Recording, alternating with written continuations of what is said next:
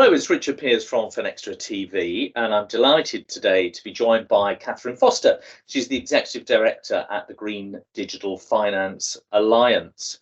Welcome. How are you today? Fine, thank you, Richard. Thank you very much for this invitation. Well, you're welcome. And we're doing our Predictions 2023 series, and you very kindly are going to give us a few of your predictions.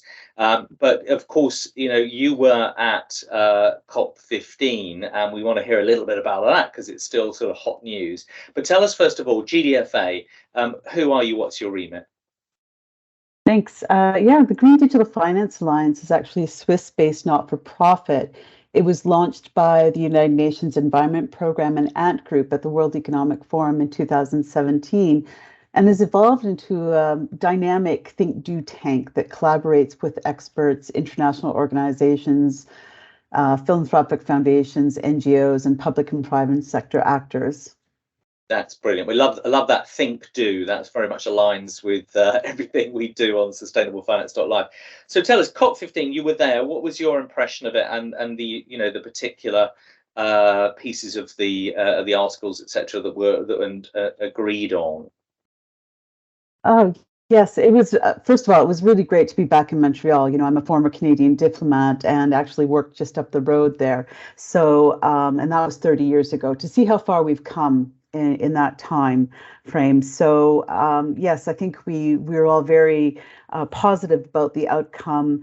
I know that you've had speakers who've talked about the specific targets and outcomes. So I think, to me, it is really a turning point for the biodiversity community and globe overall. And we have some key work to do now in terms of taking those targets and making them actionable. Yeah. Fantastic. It seems to be a really positive impression coming out of it. So, we look forward to that. Now, let's get your predictions without further ado. What do you think's happening in 2023? I find it really fascinating because I was also at the climate COP, and so being able to compare and contrast and also see the parallel dialogues that were happening when I was thinking about what's going to happen in 2023, or perhaps what I hope will happen in 2023, I sort of came across three elements, and one was sort of the mainstreaming and merging of this constellation of themes and actions and stakeholders: climate, biodiversity, freshwater, coastal, oceans, natural capital, and Indigenous communities.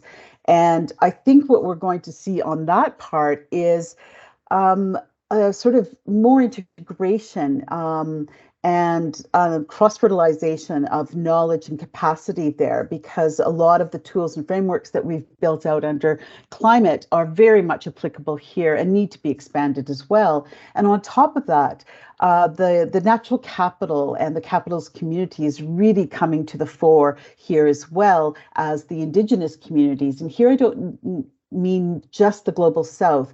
I mean the knowledge and expertise and management, not only in the global south, but also in Canada, Australia, and the USA.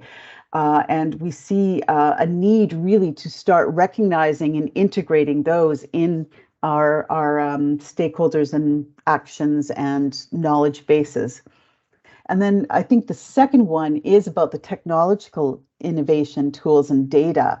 Everyone talked about measurements for risks, the tokenization for measuring and valuing impact, and of course, nature-based solutions that are coming out of the COP and out of this community. And I think it's basically a deeper understanding and differentiation between measurement and valuation, and also quantitative and qualitative elements that need to merge within those.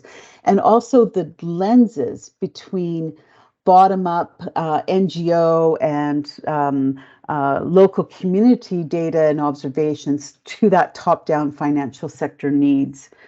There's no one ring data source, and we certainly have gaps in time, coverage, geolocation, etc., as well as in standards, definitions, metrics, and processes. And I think innovation is often halted before it needs to happen because we assume the barriers exist. And then I do have a third one, which is the way that we lead and undertake innovation to address what I call a fragmented solution space, basically, and the culture of innovation that focuses on unicorns and financial return on investment. And we're seeing much more in the way of collaborative demonstrator approach, which we do, as well as open processes, open collaboration, and open solutions. Wonderful. We didn't really organize this, but that is music to my ears. A lot of what you spoke about there, data, risk, financial instruments, tokenization, top down, bottom up, and then collaborating, to achieve that. That's a lot of what we try and do with sustainablefinance.live. So, Katherine, fantastic to get your insights. We hope you'll come back and give us, evidence of where this has operated and some of the outcomes, give people the playbook so they can copy what you're doing. But for now, thanks so much. Thank you very much.